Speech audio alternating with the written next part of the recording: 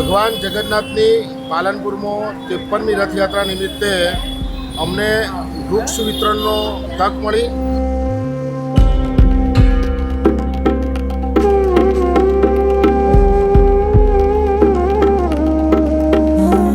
મારી મધર સંસ્થા યુથ હોસ્ટેલનો ખૂબ મોટો ફાળો રહ્યો અને પાલનપુર નગરજનો માટે 16,000થી 18,000 જેટલા વૃક્ષોનું આજે અમે વિતરણ કર્યું.